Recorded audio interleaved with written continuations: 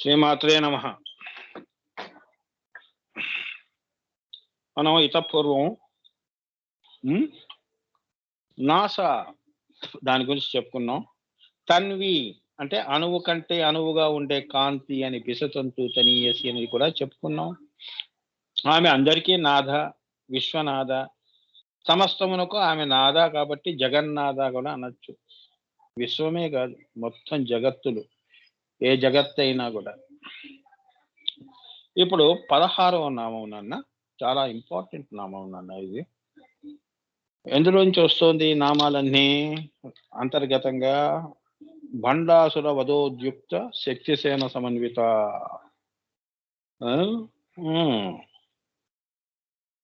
శ్రీమాత్రే నమః. తల్లి తల్లిదయ అమ్మవారు. శ్రీమాత్రే నమ. శ్రీమాత్రే నాన్న. సురవ 16వ నామం సురవ, సుస్వాగతం ఇలా అంటాం కదా, సుదర్శనం. అలా సురవ శుభప్రదమైన నాదము అని. ఇప్పుడు నేను నోటితో మాట్లాడుతున్నాను అంటే ఈ మాటకి పుట్టుక ఎక్కడుంది చెప్పండి? అన్నిటి నాదాలకి పుట్టుక ఎక్కడుంది? గుండె చప్పుడు. అనాహతంలో ఎవరు చెయ్యని విధముగా ఒక నాదం, అంటే నీ హార్ట్ బీట్ లబ్ డబ్ అని కొట్టుకుంటోంది కదా, ఇన్వాలంటరీగా కొట్టుకుంటోంది, ఎవరి ప్రమేయము లేకుండా అప్రయత్నంగా కొట్టుకుంటోంది. సురవ. రవము అంటే నాదము, శబ్దము కొట్టుకుంటోంది. హార్ట్ బీట్ అండి అంటున్నాం. హార్ట్ బీట్ ఎవరు చేస్తున్నారు? ఇప్పుడు కళ్ళరెప్పలు నువ్వు కొట్టావు అనుకో, నీ నీ కింద అవి పనిచేస్తున్నాయి కాబట్టి నీకు ఎప్పుడు అవసరమో అప్పుడు కళ్ళు రెప్పలు కొట్టుకోవటం తెరుచుకోవటం జరుగుతుంది. అంటే నీకు ఈ ఈ ఈ శరీరంలో ఉన్న అన్ని భాగాలు కూడా నీకు లొంగి ఉండొచ్చేమో కానీ సురవ అనేది, హార్ట్ బీట్ అనేది నీకు లొంగి లేదు. అనాహతము అంటే ఎవరూ చేయలేని నాదం అది సురవ అంటే. అర్థమైందా? అది నీలోనే కాదు, మొత్తం విశ్వంలోనే సురవ. సూర్యుడు కూడా సురవ, చంద్రుడు, తార, కోటి జీవులు, 84 లక్షల జీవరాశులు అన్నీ కూడా ఈ సురవ. ఆ తల్లి యొక్క చైతన్యము, ఆ తల్లి యొక్క అనాహత నాదము. రవము అంటే శబ్దము చేయటం. ఆమె విశ్వప్రాణం అన్నమాట. అది కొట్టుకుంటున్నంతసేపు నీ యొక్క అంగము, గుండె అనే అంగములో ఆ శబ్దము అది ఆగిపోయింది అంటే అణువులు కూడా ఈ నాదమే అణువులని సృష్టించి కొట్టుకుంటున్నట్టుగా చేస్తోందని. ఈ మ్యాటర్ అనేది ఎక్కడి నుంచో రాలేదు, ఈ రవమే మెటీరియలైజ్ అయ్యింది, అయ్యే గుండెగా వచ్చి కొట్టుకుంటోందని. అన్ని అంగములు అంతే, నీ శరీరం కూడా అణువుల్లో కూడా శక్తి ఉన్నది, నాదశక్తి, సురవ శక్తి. అర్థమైందా? శుభప్రదమైన రవము, శబ్దము. అంటే నీ గుండె చప్పుడు చేస్తోంది అన్నప్పుడు అది నువ్వు చెప్తే అది కొట్టుకోవట్లేదు, ఎవరో కొడుతున్నారు. హార్ట్ బీట్, నీ గుండె చప్పుడు. సో అది సురవ, అది అమ్మవారి చేతిలో ఉంటుంది. మిగతావన్నీ నీ చేతిలో ఉంటే ఉన్నాయేమో కానీ ఈ రవము గనక ఆగిపోయింది అంటే నువ్వు కూడా ఏమీ చేయలేవు. అర్థమైందా? నువ్వు మాట కూడా పడిపోతుంది. సురవ అంత ముఖ్యం. హార్ట్ బీట్ అనేది ఆ ప్రాణశక్తి, ముఖ్యమైన ప్రాణశక్తి అంత ముఖ్యం. అది ఆగిపోయింది అనుకో, మొత్తం నీ సిస్టమ్, బాడీ సిస్టమ్ అంతా పడిపోతుంది. శరీరం మొత్తం ఈ వ్యవస్థ అంతా, ఇంద్రియ గ్రామాలన్నీ కూడా చచ్చిపడిపోతాయి. ఎంత ఉందో చూసారా? సురవ అంటే అది. దాన్ని నువ్వు క్రియాయోగంలో దాన్ని నువ్వు పుట్టిస్తున్నావు. దాన్ని ఏం చేస్తున్నావు? పుట్టిస్తున్నావు. దేన్ని? ముఖ్య ప్రాణము, ఆత్మని రహింపజేస్తున్నావు. అంటే ఆత్మ మేలుకుంటోంది అంటే అందులోకి నువ్వు వెళ్ళిపోయిందని నీ ప్రాణము ఇప్పుడు శరీరంలో కొట్టుకోవటం మానేసి ఎక్కడి నుంచి వచ్చింది? గుండె సురవ నుంచి వచ్చింది, అందులో కలిసిపోయింది. అది మళ్ళీ మూడో కన్ను దగ్గర ఆత్మగా నీకు దర్శనం ఇస్తుంది. అదంతా ఇంకా అక్కడి నుంచి నీకు కొత్త అనుభూతులు మొదలవుతాయి. అర్థమైందా? That is the beauty of this నామం. ఇప్పుడు లాస్ట్ లో నభూతో నభవిష్యతి ఇది. ఇటువంటి రహస్యాలు, ఇవే రహస్యాలు. ఇంతకంటే గొప్ప రహస్యాలు ఏమున్నాయి? చెప్పేవాడు ఎవడు? అంతే కదా నాన్న. చెవులతో వింటున్నావు అంటే చెవులు మూసుకుంటావు. నేను వినకూడదు అంటే నువ్వు ఆ ప్రయత్నంతో నువ్వు చెవులు మూసేసుకుంటావు. నీకేమి వినిపించవు. కానీ గుండె అలా కాదు. రవ్వ అది అమ్మవారి చేతిలో ఉంటుంది. అది ఆపలేవుగా. ఆ విశ్వ ప్రాణశక్తి మళ్ళీ అన్ని అంగాల్లో, నీ చేతుల్లోకి, కాళ్ళల్లోకి, కళ్ళల్లోకి, చెవుల్లోకి, ముక్కుల్లోకి, నోటి నుంచి వైఖరిగా దశవిధ నాదాలుగా బయటికి వస్తుందన్నమాట. దాన్నంతా ఏకీకృతం చేసి గుండె దగ్గరికి తీసుకొచ్చి నీ ప్రాణశక్తిని అది నువ్వు ముఖ్య ప్రాణంలో కలిపేయటం అంటే ఏంటంటే అదే ఆత్మగా బయటికి వస్తుంది. That is the beauty of the సురవా. ఇది ఎవ్వరు కూడా భూమి మీద ఇలా ఇటువంటి ఎక్స్ప్లెనేషన్ లో చెప్పడం చాలా కష్టం. ఇది అమ్మవారి కృప, గురువుల కృప. నేను అంత సింప్లిఫైడ్ వర్షన్ లో చెప్పాను నేను. ఎందుకంటే ముందు మీకు బేసిక్ అర్థమైపోతే దానికంటే పైనవి మీకు తొందరగా అర్థమవుతాయి. ఏనన్నా? అందుకే చిన్న చిన్న చిన్న చిన్న లెక్కలు ఇస్తారు చిన్న పిల్లలకి. తర్వాత పెద్దవి ఇస్తారు. అవి నీకు ఈజీగా అర్థమైపోతాయి. అదే సాధన అంటే అది. ఇప్పుడు సురవ అంటే అర్థమైపోయింది కదా మీ అందరికీ. ఇప్పుడు సుధా, ఈ తల్లి ఏమవుతుంది? సుధా పేరు కూడా ఉందిగా, అందరికి సుధా అని పెట్టుకుంటారుగా. జయసుధ అలా. బండాసుర వధోద్యుక్త శక్తిసేన సమన్వితాల్లోంచి మళ్ళీ ఆయన ఏం తీశాడు? సుధా తీశాడు. సుధా అంటే ఏమిటి? తేనె. ఏమా? సుధా అంటే అమ్మవారి యొక్క నువ్వు సహస్రార కమలం వికసించినప్పుడు కారుతున్న తేనె, అమృతము అని. ఏమా? అదే బ్రహ్మానందాన్ని ఇస్తుందని. ఆ సుధా ఏమిటి? బ్రహ్మ శీర్షము. నీ బ్రహ్మ శీర్షము అంటే నీ యొక్క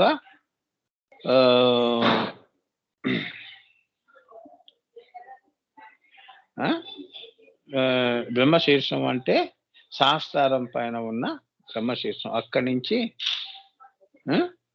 నుంచి అమృతం కారటం.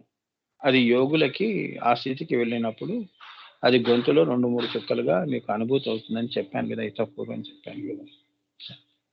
సో బ్రహ్మ శీర్షము నుండి కురిసే కాంతి వర్షమునే సుధా, మధువు ఇత్యాది నామములతో పిలుస్తారు అందరూ. యోగులేమో అమృతం అంటారు, కొందరు సుధా అంటారు. ఎన్ని పేర్లు ఉన్నా కూడా అది ఎప్పుడు అమృత వర్షిణియే అమ్మవారు.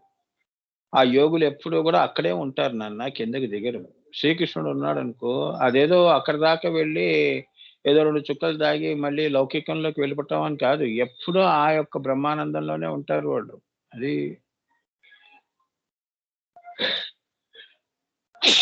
శ్రీమాత్ర అర్థమైందా? ఎప్పుడూ ఆ సుధలో ఉంటారు, నీ బ్రహ్మానందంలో ఉంటారు వాళ్ళు. జీవానందంలో ఉండరు. శరీరంలో ఉన్నానని చెప్పి, అహం అని చెప్పి, నేను అని చెప్పి, ఈ వస్తువు నాది, ఆ వస్తువు నీది ఇలా ఆనందాలు పొందేవాళ్ళు కాదు వాళ్ళు. ఇవన్నిటికీ ఎవ్వరూ సాధించలేని ఆనందాన్ని సాధించి ఆ సుధని గ్రోలుతూ ఉంటారని. అదే సురులు అంటారు.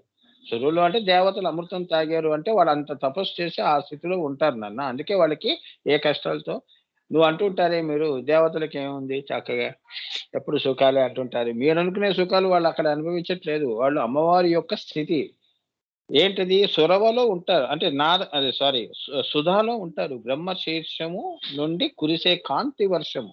అందుకని వాళ్ళు కాంతి దేవతలు, కాంతి స్వరూపులు కాబట్టి అమృతాన్ని కురిపిస్తారు. అమ్మవారిని కనిపించింది, దేవతలు కనిపించారు, అంశదేవతలు కనిపించారు అంటే నీకు ఆనందమే వస్తుందిగా. వారిని చూస్తేనే ఆనందం వస్తుంది, వారి పేరు తలుచుకుంటేనే ఆనందం వస్తుంది. చూసారా? సుధా అంటే అది. ఎవరిదైనా పేరు తీసుకుంటే భక్తి పొంగి పొర్లుతూ ఉంటుంది. అణువణువులు రోమాలన్నీ నిక్కపరుచుకుంటాయి నిజమైన భక్తుడికి. ఉట్టి నామంలోనే ఆంజనేయ స్వామి లేడు, రామ అంటే చాలు ఆయన అక్కడ ఉంటాడు. అదనమాట. సో దేవతలు అంటే అదనమాట. వాళ్ళు బ్రహ్మశీర్షం దగ్గర ఉండి ఎప్పుడూ అక్కడే కూడా అమ్మవారి చింతనలో ఉంటూ ఆ బ్రహ్మానందాన్నే పొందుతారు. కింద లౌకికమైన ఆనందాలు వాళ్ళకి అవసరం లేదు. ఏమ్మా, నీ ఇంటికొచ్చి నీ ఆనందం వాడికెందుకు? వాడు బ్రహ్మశీర్షం అక్కడికి వెళ్ళి అక్కడ ఆనందంగా ఉన్నాడు వాడు. మన ఇంటికి వస్తే ఏముంది ఆనందం? మళ్ళీ శరీరంతో కూడుకున్న ఆనందాలే వాళ్ళకు కూడా. అలా అర్థం చేసుకోవాలి. అంటే ఏంటంటే వాళ్ళు ఆ లోకంలో ఆత్మగతంగా ఉంటారని, కాంతి రూపంలో ఉంటారని, ఇంకా దేహ స్పృహ, సూక్ష్మ శరీరము, స్థూల, సూక్ష్మతర ప్రాణంతో కూడా వాళ్ళకి ఏ పని లేదు. నువ్వంటే శ్వాస పీల్చుకుంటేనే బతుకుతావు. వాళ్ళకది లేదు. దానికి అతీతంగా ఉండేదే విశ్వ ప్రాణమే వాళ్ళకి ప్రాణం. అర్థమైందా? అదే అమృతం. హ్మ్. అదనమాట. సురవ అంటే ఇవన్నీ ఎవరు చెప్పలేని విషయాలు చెప్తున్నానన్న. వాళ్ళకి అవసరం లేదు. అయితే ఈ శ్వాస, ఉచ్ఛ్వాస, నిశ్వాసాలు వాళ్ళకెందుకు? అలా ముఖ్య ప్రాణంలోనే వెళ్ళిపోయారు గదా! ఆత్మ నుంచి అక్కడ పైకెళ్లారు గదా! బ్రహ్మ శీర్షం దగ్గరికెళ్ళిన వాడు బ్రహ్మానందాన్నే పొందుతాడు. శరీరంలో ఉన్నవాడు కిందకొచ్చిన వాడు జీవానందమే పొందుతాడు. శరీరానందాలే కావాలి. అవునా? మనసులో ఎప్పుడు గూడా నేను అనుకునేవాడు స్వగతమైన ఆనందాలే కోరుకుంటూ ఉంటాడు. నాకిది కావాలి, అది కావాలి అనుకుంటాడు. ఎవరి అనుభవాలు వాళ్ళవి. ఎవరి స్థితులు వాళ్ళవి. ఎవరి సాధన వాళ్ళది.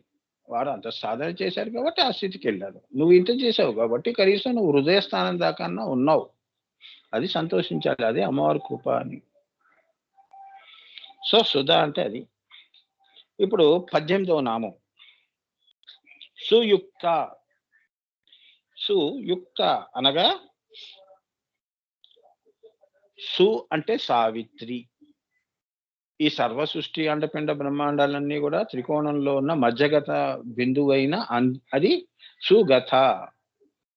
అందులో నుంచి ఈ అండపిండ బ్రహ్మాండాలన్నీ 14 లోకాలని శ్రీచక్రం అంతా గూడా హ్మ్.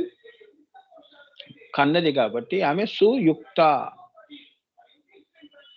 అనగా విశ్వయోనితో కూడినది అని. అనగా శ్రీచక్రమునందు ఆంతర త్రికోణము అని. ట్రయాంగిల్. ఏమ్మా? అందులో ఉన్న మధ్య బిందువే పుట్టుకకి కారణం. మనం గూడా అలా అంతే గదా! అక్కడి నుంచే పుడతాంగా. మామూలుగా శరీరాలుగా తల్లిదండ్రులు ఇదే కదమ్మా! సైంటిఫిక్‌గా చెప్తున్నాను. సో, మరి అమ్మవారి సంకల్పం, ఈశ్వర సంకల్పం ఆమె ఏం చేసింది? ఆ! పరా పశ్యంతి మధ్యమ వైఖరి ఇలా అలానే అమ్మవారు పరా నుంచి ఆయన సంకల్పం తీసుకొని ఆ! వాళ్ళిద్దరూ మళ్ళీ బిందువుగా వచ్చి, ఆ ఇద్దరు కలయిక వలన వచ్చిన ఈ బ్రహ్మ, విష్ణు, మహేశ్వరులు మహా త్రిపుర సుందరి అయి, అక్కడి నుంచి మళ్ళీ అవ్యక్తాకాశాలు ఏమ్మా? అహంకారాకాశాలు, తన్మాత్రాకాశాలు ఇవందరూ గూడా ఆ సంకల్పము, ఆ యోని నుంచి ఆ యొక్క ఆంతర త్రికోణము నుంచి బిందువు నుంచి వస్తున్న ఈ సృష్టి. ఇది సుయుక్త. అర్థమైందా? శుభప్రదమైన అని ఎక్కడ వచ్చిందో అది శుభప్రదము అని. సుస్వాగతము ఇలా సుస్వాగతము అని, సుదర్శనము అని. హ్మ్. ఇలా అన్నమాట. అనేది వచ్చింది అంటే అది శుభప్రదంతో సమానం అని గుర్తుంచుకోండి. ఏమ్మా? అమ్మవారు 19వ నామంలో సనాతన. సనాతన అంటే చెప్పాను కదా! వేదములు ఇవన్నీ కూడా సనాతన ధర్మములు గదా! దేనికంటే పురాతన, సనాతన ఆవిడ. సృష్టికే మూలం గదమ్మా! ఆ! కాలము, దేశము, చైతన్యము వీటన్నిటికి గూడా ఆమె జన్మనిచ్చింది గాబట్టి, ఆమె అంతకంటే సనాతనం ఏముందమ్మా? అవునా? మనం అనుకునే సనాతనాలేమున్నాయి? నిన్న నిన్న నిన్న జరిగిపోయిన విషయం సనాతనమైందండి. ఎప్పుడో బీసీ నాటి మాటలు చెప్పకాయా అంటుంటారు. అవునా? నీకిది సనాతనం. అసలు సృష్టే ఇంకా పుట్టక ఉన్నప్పుడు, ఈశ్వర సంకల్పం ఆయనకు రాక పూర్వం నుంచి ఆమె అంత సనాతన. అంటే ఎంత నువ్వు వెనక్కి వెళుతున్నా ఇంకా వెనక్కి తీసుకెళ్ళే సనాతనం అది. ఎంత పురాతనం అంటే అంతకంటే పురాతనం. నువ్వు ఎక్కడ ఆపుతావో ఇంకా అక్కడి నుంచి ఇంకా పెద్ద మహా పురాతనం మొదలవుతుంది. సనాతనం మొదలవుతుంది. అది. మన హిందూ సాంప్రదాయాల్లో శ్రీ విద్యలో ఏనన్నా ఇంత గొప్పగా సనాతనం మీద ఎవ్వరు గూడా భూమి మీద ఎవరు ఏ వెస్టర్న్ పీపుల్ గాని ఎవరు గూడా సనాతనాన్ని ఎవరు చక్కగా వర్ణించలేదు. శ్రీ విద్య వర్ణించింది. ఆ సనాతనము నుంచి ధర్మములు, సత్యములు పుట్టాయి. ఎక్కడ? మహదాకాశాల్లో. అమ్మవారి హ్రీంకారాసన గర్భిత నలసికాం తల్లి. ఆ తల్లి అక్కడ ఆమె వచ్చినప్పుడు తన సృష్టికి కావలసిన వస్తువులన్నీ తన దగ్గర పెట్టుకుంది ఆ అమ్మవారు, ఆ బంగారు తల్లి. పెట్టుకొని అక్కడి నుంచి అహంకారాకాశ, తన్మాత్రాకాశ, భూతాకాశ పంచీకరణం చేయించి నీటి నుంచి ఈ జీవులందరూ పుట్టడం, శుక్ర శోణితాలు, తల్లిదండ్రుల యొక్క శుక్ర శోణితాల నుంచి, తల్లిదండ్రులు అంటే మనుషులనే కాదు, జంతువులు అందరి 84 లక్షల జీవరాశులు పాపం గర్భం మోసి పిల్లని జన్మనివ్వటం లాంటిది సనాతన అంటే అది. ఇవన్నీ సత్యములు, ధర్మములు ఎక్కడి నుంచి వస్తున్నాయి? అమ్మవారి దగ్గర నుంచి వస్తున్నాయి. మనకి అది వేదములే సనాతనము, ధర్మములు అంటున్నాం. అది ఈ తల్లి వేదాతీత, వేదానికి కూడా అతీతం. అదే శ్రీ విద్య. మరి నువ్వు ఉట్టి వేదంతో కూడుకున్న జ్ఞానమే సంపాదించావా అంటే లేదండి, మా గురువు గారి కృపతో మేము శ్రీ విద్య కూడా వేదాతీత, వేదాతీత. ఆ వేదవతికి కూడా వేదాతీత ఆమె. అర్థమైందా? బిందువు, త్రికోణము, పరాశూన్యము. మరి అవన్నీ మీరు తెలుసుకుని ఉన్నవాళ్ళు కదా. మీ లక్ష్యాలు కూడా అవి తెలుసుకున్న తర్వాత అవి మీ లక్ష్యాలుగా అయినాయి. కానప్పుడు ఏం చేస్తావు? భూమి మీద మనకి ఎందుకండి అంత భగవంతుడికి పూజ చేస్తున్నావు, ధర్మంగా ఉంటున్నావు, చాలండి అని నువ్వు ఇక్కడ తృప్తి పడి ఆపేస్తావు. ఇంత తెలుసుకున్నావు కాబట్టి లేదండి నేను ఇది కాదు నా యొక్క లక్ష్యము, నా లక్ష్యము ఆత్మని జీవన్ముక్త అక్కడి నుంచి లయంలోకి తీసుకెళ్ళాలి అని చింతన చేయటం ప్రారంభిస్తావు. అర్థమైందా? అది తెలుసుకున్న వాడికి ఈ సృష్టిలో ఏ ఆనందాలు వాడిని సంతోష పెట్టలేవు అని. అదొక్కటే వాడికి కావాలంతే. అదే అయిపోవాలని, అవధవోం అయిపోవాలి, నేను ఇక్కడికి ముగించేయాలి జీవితం అని. ఇదన్నమాట. అది సనాతనము అంటే. అర్థమైందమ్మా? ఎంత వెనక్కి వెళితే అంత జ్ఞానాన్ని సంపాదించుకుంటావు, తెలుసుకో. ఎంత ముందుకు వెళితే మాయని పెంచుకుంటావు. మూలం తెలుసుకుంటే జ్ఞానము ఏమా, ముందుకు వెళితే మాయ పెంచటమే గాని తుంచటం ఉండదు, పెరుగుతూ ఉంటుంది. ఇప్పుడు పిల్లలు పుట్టారనుకో, మనవాడు కూడా పిల్లవాడికి పెళ్లి చేసి వాడు మళ్ళీ మనవాడిని చూడాలండి. ఇదంతా మాయ పెరుగుతోందిగా. అదే సనాతనము పురాతనములో ఏమవుతుంది? ఇవన్నీ పక్కన పెట్టేసి శ్రీ విద్య గురువు గారు చెప్పింది సనాతనము, అది బాగుంది. ఆత్మ సనాతనము అని శ్రీకృష్ణుడే చెప్పాడుగా.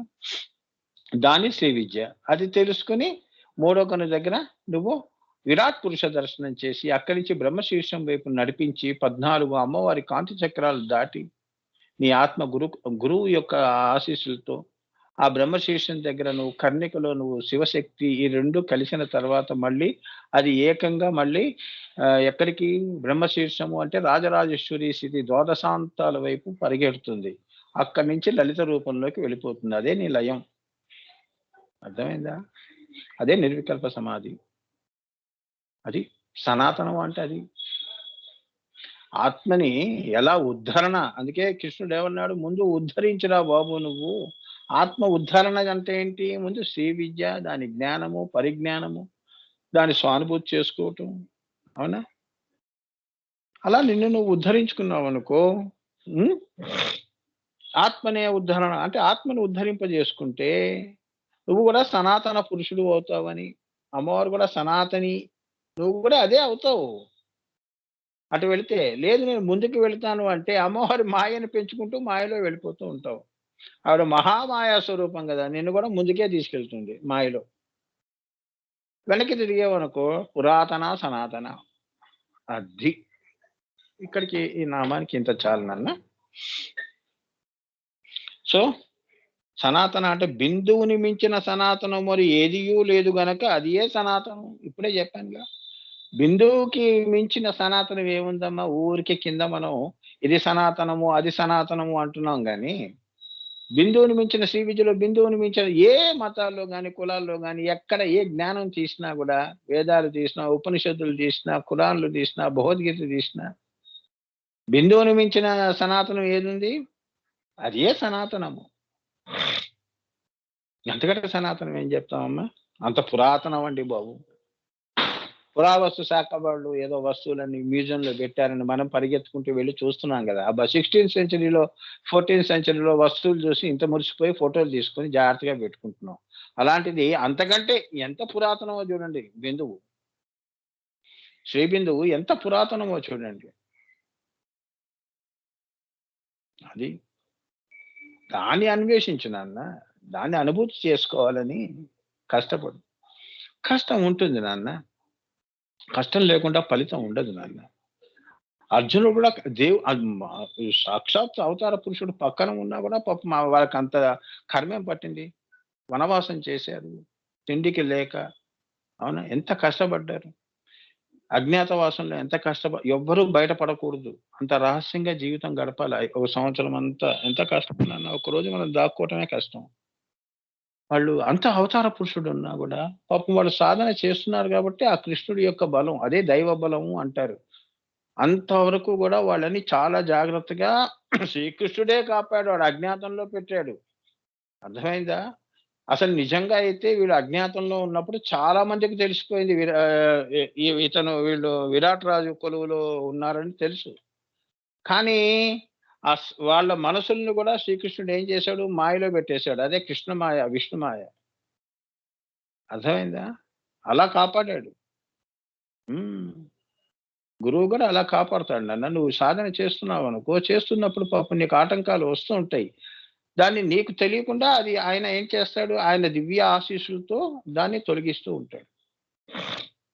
అర్థమైందా? అన్నిటికీ భగవంతుడు వచ్చి మన్ని దగ్గరుండి ఏం తీసుకెళ్ళాడు. నువ్వు ప్రయత్నం చెయ్యి. అదృశ్యంగా ఆయన్నే నిన్ను నడుపుతాడు. ఇప్పుడు పాండవులు నడపలే కృష్ణుడు. మళ్ళీ రాజ్యం అప్పగించాడుగా. అవునా? ఎంత దుష్ట సంహారం చేయించాడు ఈ 5గురితో. మహాభారత యుద్ధంలో ఈ 5గురు అంతమందిని అసలు వీళ్ళతో అవుతుందా అసలు? కౌరవ సైన్యాన్ని మట్టుబెట్టడం, వీళ్ళందరినీ సంహరించడం అనేది మట్టుబెట్టడం అంటే సామాన్యమైన విషయం కాదు. అటువైపు కూడా భీష్ముడు, ద్రోణాచార్యుడు, అశ్వత్థామ వీళ్ళంతా మహానుభావులు. వీళ్ళంతా అస్త్రాల్లో గాని ఎందులో గాని వీళ్ళందరూ తపస్సులు. వాళ్ళని ఓడించడం అంటే ఎంత ఎంత కష్టం. సో అమ్మవారే శ్రీకృష్ణుడి రూపంలో వచ్చి వాళ్ళ పక్క నుండి విజయం వాళ్ళకి అమ్మవారి దయ ఉందిగా. లేదా అసలు శ్రీకృష్ణ విజయం అది. వీళ్ళు ఏం చేశారు యుద్ధం? వీళ్ళు చేసింది ఏం లేదు. అర్థమైందా? శ్రీకృష్ణుడి విజయం అమ్మా అది. పాండవులు ఏంటి నిమిత్త మాత్రంగా ఉన్నాడు. అదే కదా కృష్ణుడే చెప్పాడుగా భగవద్గీతలో, నువ్వు నిమిత్త మాత్రుడు, చంపేవాడు ఎవరు, చచ్చేవాడు ఎవడు అన్నాడు.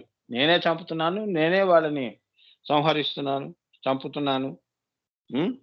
నువ్వు కాదు అర్జున అన్నాడు. అవునా? అప్పుడు తెలుసుకున్నాడు అర్జునుడు, అవును స్వామి. అప్పుడు గురువు గారు కృష్ణం వందే జగద్గురు గురువు గారి గొప్పతనం అప్పుడు తెలిసింది అర్జునుడికి. అంతవరకు బావా బావా అంటూ తిరిగాడు సరదాగా. బావ చెయ్యి మీద, అది భుజాల మీద చెయ్యేసి మామూలు లౌకిక విషయాలు మాట్లాడే ఆ బావ సాక్షాత్ అమ్మవారి స్వరూపమా అని అప్పుడు తెలుసుకున్నాడు. అవునా? ఆయన సాక్షాత్ అమ్మవారి స్వరూపం అని చెప్పి మహాభారతంలో కొందరికే తెలుసు, అందరికీ తెలియదు. అర్థమైందా? ధృతరాష్ట్రుడికి, ద్రోణాచార్యుడికి, భీష్ముడికి వీళ్ళందరూ కూడా కృష్ణుడి మాట జవదాటరు. ఆయన అమ్మవారి స్వరూపం అని. ఆయన పలికాడు అంటే అమ్మవారు పలికినట్టే. That is the beauty. So గురువు కృప, మాతృకృప లేకుండా పురాణాలు ఎక్కడా లేవు. చూడండి ఎన్ని పురాణాలు మీరు చదివినా అందులో మీరు తెలుసుకోవాల్సిన విషయం ఏంటంటే ముందు గురువులే వస్తారు. ఎంత అవతార పురుషులు కానీ ఏ చరిత్ర అయినా తీసుకోండి. ఏ యోగి యొక్క ఇప్పుడు హిమాలయాస్లో చాలా మంది అక్కడ వాళ్ళు తపస్సులు చేసి పుస్తకాలు కూడా రాశారు కదా. వాళ్ళకు కూడా ఒక గురువు ఉంటాడు. ఆ గురువు కృపతోనే వాళ్ళు అంతవరకు అక్కడ దాకా వచ్చారు, హిమాలయాస్ దాకా. అక్కడ అవన్నీ జీవన విధానాలన్నీ వాళ్ళ ఆటోబయోగ్రఫీలో రాసుకున్నారు. మా గురువు గారి కృపతోనే నేను ఇవన్నీ సాధించగలిచానని. వీళ్ళే కాదు, పురాణాల్లో కూడా ఉపనిషత్తుల్లో ఎక్కడ చూసుకో గురువు ఉంటాడు. ఈవెన్ రాక్షసుల్లో కూడా శుక్రాచార్యుడు గురువు ఉన్నాడు. ఆయన దగ్గర అందరూ తల వంచుతారు. అర్థమైందా? ఏదైనా కష్టం వస్తే ఆయన దగ్గరికే పరిగెడతారు. హ్మ్. మృత సంజీవని విద్య ఆయన చేతిలో ఉందమ్మా. చచ్చినోడు మళ్ళీ బతుకుతాడు.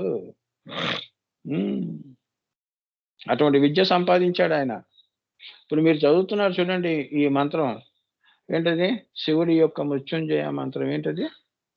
త్రయంబకం యజామహే సుగంధిం పుష్టివర్ధనం. ఈ మంత్రం. మరి ఆయన మహానుభావుడు కాబట్టి శుక్రాచార్యుడు వారు రాక్షసులు యుద్ధాల్లో చనిపోతుంటే వాళ్ళందరినీ మళ్ళీ బతికిస్తున్నాడు. వీళ్ళు ఇలా బతికితే చాలా కష్టము. మేము యుద్ధం చేయలేమని దేవతలు ఏం చేస్తారు? బృహస్పతి కొడుకుని పంపిస్తారు. హ్మ్. ఆ విద్య నేర్చుకొని రా అని ఆయన ఆశ్రమం దగ్గరికి. సురాపానం. ఆయనకి కొద్దిగా సురాపానం అలవాటు. ఎవరికి? శుక్రాచార్యుడికి. తాగుడు అలవాటుంది. అర్థమైందా?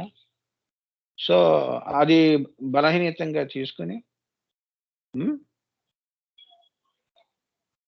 అది బలహీనతంగా తీసుకొని బృహస్పతి కొడుకు ఆ విద్యని హ్మ్.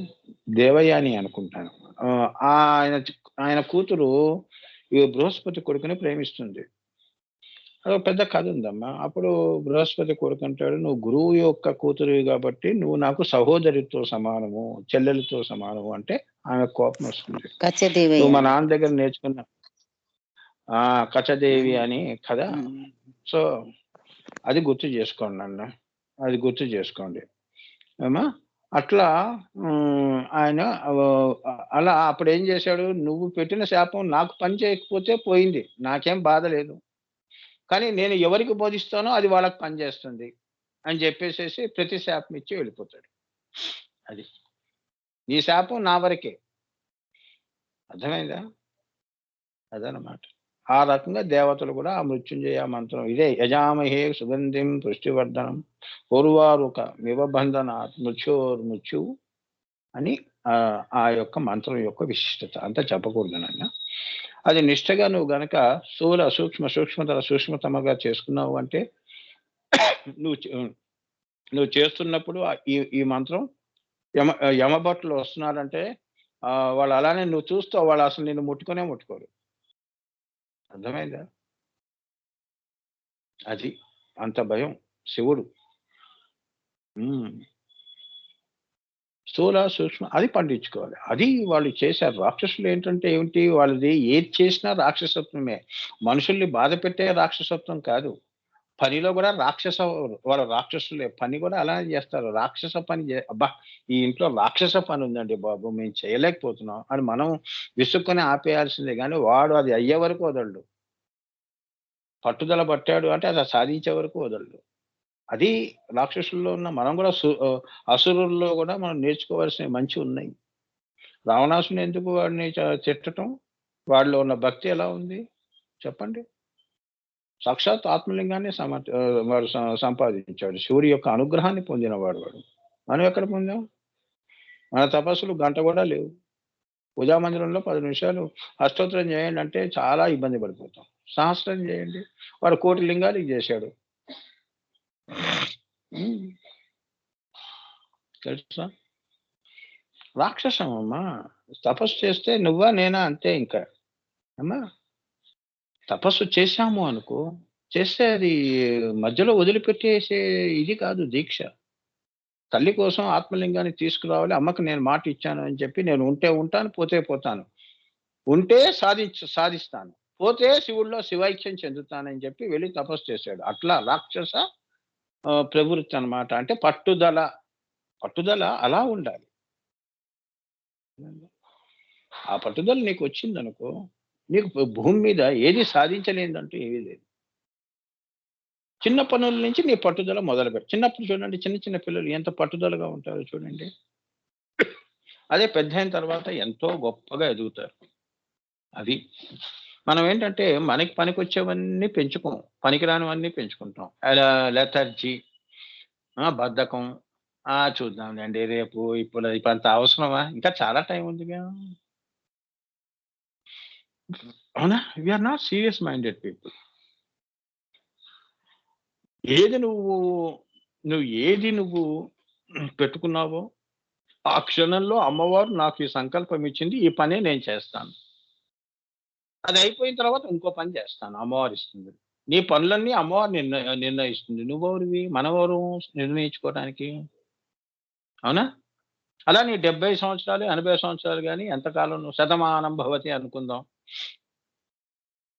100 సంవత్సరాల వరకు నువ్వు ఇదే పని చేయరా అంటుంది. ఇదే సత్కర్మ. నా పనియే నీకు సత్కర్మ.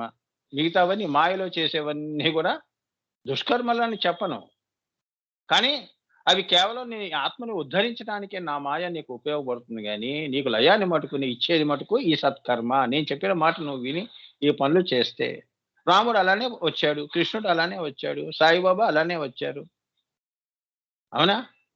రేపేం చేయాలో అనేది వాళ్ళే ఎప్పుడు ఆలోచన చేసుకోలేదు. అల్లా మాలిక్ అన్నాడు పొద్దున్నే మళ్ళీ ఆయనకి ఏది చూస్తే అదే సంకల్పాన్ని ఆ శివ సంకల్పం చేసి బయలుదేరుతాడు మస్జిద్ నుంచి. అవునా? అలా మన వెళ్ళామనుకో నల్లేరు మీద నడక. హాయిగా మన జీవితం వెళ్ళిపోతూ ఉంటుంది. ఏ టెన్షను లేదు. ఏ బాధలు ఉండవు. ప్రశాంతంగా ఉంటుంది. అంతకంటే శాంతి నీకెక్కడా గూడా ఎక్కడో పోయిన తర్వాత శాంతి ఉందనే ఆ ఆలోచన మానుకొని, ఇక్కడే ఆ శాంతిని రప్పించటమే నీ ప్రయత్నం. దాన్ని నువ్వు 10 మందికి ఇవ్వటమే నీకు లోకశాంతి. ఓం శాంతి, శాంతి, శాంతి అంటే ఇదే. లోకశాంతి, నీకు శాంతి, విశ్వశాంతి. 3 శాంతులు. అమ్మవారికి శాంతి. కాలానికి శాంతి. మంచి కాలం. అందరికీ బావుంటుంది. సర్వే జనా సుఖినో భవంతు. ఆ శాంతిని మనం పొందాలి నాన్న. శాంతి ఎక్కడుంది? మూడో కను దగ్గర ఉంది. కిందెక్కడా లేదు నాన్న. ఈ కింద మనం ప్రయత్నం చేస్తున్నాం, అన్వేషిస్తున్నాం. నేను శాంతిని సంపాదించానండి అని గుండె మీద చేసుకొని ఎవడన్నా చెప్పండి నాకొచ్చి. నా జీవితం శాంతిగా వెళుతుందని చెప్పమని చెప్పండి. రేపు నీకు ఇది అవుతుంది అనగానే మళ్ళీ అశాంతి వచ్చేస్తుంది. రేపు నీకు ఏదో జబ్బు వస్తుందయ్యా అని డాక్టర్ చెప్పాడనుకోండి. అయ్య బాబోయ్! అని చెప్పి మళ్ళీ నువ్వు అశాంతిలోకి వెళ్ళిపోతావు. మరి శాంతి ఎక్కడుంది? సో, నువ్వు మూడో కింద హృదయం అనాహత చక్రం వరకు కూడా శాంతి కోసం అన్వేషణ, అలానే పరిభ్రమణ చేయాల్సిందే. ఇదంతా రీసెర్చ్ చేస్తున్నాం. అన్వేషిస్తున్నాం. ఇంకా మనకి దక్కలేదు. ఉంది అనేది మటుకు తెలుసు. అందరికీ తెలుసు. నీకు తెలుసు, నాకు తెలుసు. అవునా? మీరు దేనికోసం వెతుకుతున్నారండి అంటే, శాంతి కోసం అండి. మీరు దేనికోసం అండి? శాంతి కోసం అండి. అవునా? కొందరు ఆనందం. ఆ శాంతిగా ఉంటేనే ఆనందం అనేది ఒక సాకారం అవుతుంది. ఆనందం ఎలా ఉంటుంది? హృదయస్థానం కిందంతా ఆనందం ఎలా ఉంటుంది? ఇవాళ నుండి రేపు వెళ్ళిపోయే ఆనందాలు కాదండి. మాకు మూడో కన్ను పైన ఉన్న ఆనందంగా బ్రహ్మానందం అండి. ఇంతకుముందు నామంలో చెప్పాను కదమ్మా! ఏంటది? హ్మ్. బ్రహ్మశీర్షంలో హ్మ్. ఆ శాంతి కావాలండి మాకు. అందుకే అమ్మవారికి పేరేంటి? ఓం ఐం హ్రీం శ్రీం శాంతాయై నమః ఓం. ఏమ్మా శాంత గారు వింటున్నారా? మీ నామమే వచ్చింది. మీ పేరే వచ్చింది. ఆ శాంతి కోరుకో. వింటు నువ్వు. హ్మ్. అది శాంతి అంటే. శాంతంగా ఉన్నావనుకో బ్రహ్మానందంగా ఉన్నట్టు. మరి నీకు శాశ్వతమైనది కావాలా? అశాశ్వతమైన శాంతి కావాలా చెప్పురా అంటుంది. అమ్మా నాకు ఏది మంచో అది నువ్వే ఇవ్వమ్మా అంటే అయిపోయిందిగా. మళ్ళీ నువ్వెందుకు నీ బుర్ర పెట్టి, నీ బుద్ధి పెట్టి, నాకు ఏ వస్తువుల్లో నాకు శాంతి ఎక్కువగా ఉంటుంది అని ఆలోచన చేసి, నా నా ఫ్యామిలీ అంతా సెటిల్ అయిపోతే నేను శాంతిగా ఉంటానండి అని మనం తెలియక టక్కన అడిగేసామనుకో, తదాస్తు అంటుంది. అదే తదాస్తు దేవతలంటే అదే 6కి. సాయంత్రం పూట వెళ్తూ వెళ్తూ తదాస్తు అంటారు. లేదమ్మా నాకు ఏ మంచి శాంతో అదే నువ్వు ఇవ్వు. నీ దగ్గర ఏముందో నువ్వే శాంతాయై నమః అదే నాకు. నా మంచికి నాకు ఏది బావుంటుందో పుట్టించిన దానివి నువ్వే గదా! నా బాధ్యత అంతా నువ్వే తీసుకున్నావు గదా! మళ్ళీ నీలోనే నువ్వు తీసేసుకుంటున్నావు గదా! ఇవన్నీ ఇక్కడున్న లోకులు ఈ మనుషులు ఎవరు తీసుకోరు గదా! బతికుండగానే ఆ నిరాదరణ, బతికుండగానే పట్టెడన్నం గూడా పెట్టలేరు మనుషులు. అన్ని కోట్లున్నా, లక్షలున్నా గూడా ప్రేమగా పోనీ నువ్వు పెట్టవలసిన పంచభక్ష పరమాన్నాలు కాకపోయినా ఆ చారు అన్నమే, ఆ మజ్జిగ అన్నమే ప్రేమగా ఎవరు పెడుతున్నారు? మనకి మనమే కలుపుకొని తినేసి పోయి పడుకుంటున్నాం. అవునా? అది శాంతి అంటే అదనమాట. సో, మనకేది మంచో, శ్రేయస్కరమో నువ్వు అడగలేదనుకో, ఆమె చిరుమందహాసం చేసి నిన్ను ఆశీర్వదిస్తుంది. నీ ఆత్మకి శాంతి ఇస్తున్నాను లేరా! మూలల్లో నేను వచ్చి కూర్చున్నాను కాబట్టి నేను శాంతంగానే వచ్చి కూర్చుంటాను అని నీవు హృదయంలో వచ్చి కూర్చుంటుంది. శాంతంగా వచ్చి కూర్చుంటుంది. ఇంకా నీకు అదే చూపోతుంది. కళ్ళల్లో కూడా శాంతియే. కొందరు చూడండి, కొందరి కళ్ళు ఎలా ప్రేమమయంగా ఉంటాయి చూడండి. కొందరు కోపంగా ఉంటాయి. అమ్మవారి కళ్ళు చూడండి, మనకే ఏడుపొస్తుంది. ఏడ్చేస్తాం. ఆవిడ కళ్ళు చూసామంటే ఆవిడ నేత్రములు అంతగా ఉంటాయమ్మా. లోకాలు కూడా తడిసి ముద్దయిపోతారు. ఇప్పుడు మణిదీపం గురించి చెప్పబోతున్నాను. గొప్ప రహస్యం. ఆశ్చర్యపోతారు.